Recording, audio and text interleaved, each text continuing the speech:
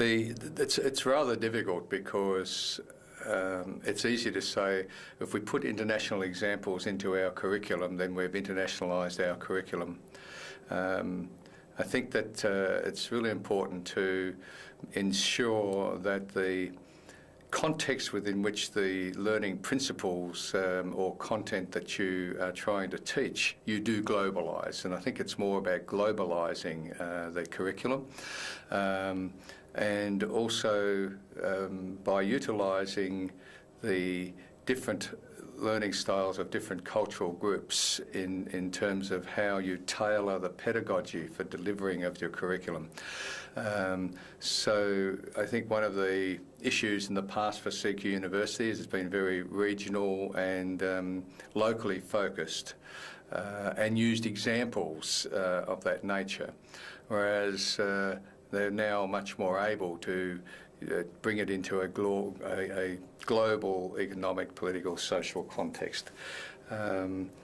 So again, utilising the experiences of the international staff CQUniversity has and the students to cross-fertilise. And one of the excellent ways we're doing it, piloting at the moment, is where lecturers are using technology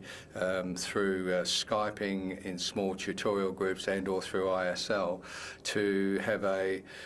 student from China in Melbourne working with a student from India in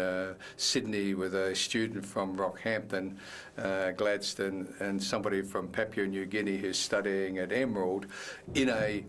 same course, linked up, and maybe even writing and preparing a group assignment together, but the opportunity of sharing that experience. So in fact, we've been able to demonstrate that you don't necessarily have to have all the students from the same areas on the one campus, that we can distribute the network. So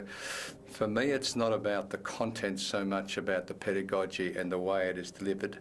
taking into account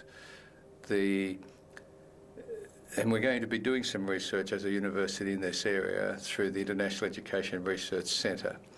that a domestic student who came from a small outback town, be that in the state of Victoria or Western Australia or out in central Queensland, who grew up on a farm,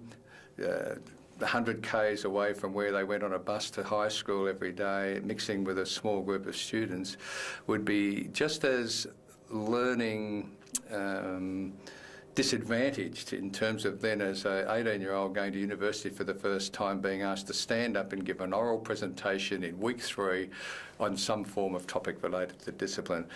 They are just as disadvantaged language-wise, confidence-wise, as somebody who's left home in China or Malaysia to come and study in a second country. And sharing those experiences in the pedagogy has enriched CQUniversity's curriculum. So it's not just about internationalising the curriculum, it's about globalising the curriculum and delivering it in a manner that it addresses the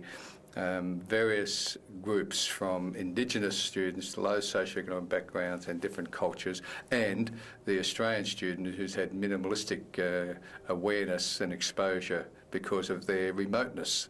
during their primary and secondary schools. And I think that's a key issue we want to share globally ourselves, in terms of if you come and study at our university, regardless of your background, you have a high percentage chance of success because of our knowledge of how people learn and the way we deliver those learning experiences.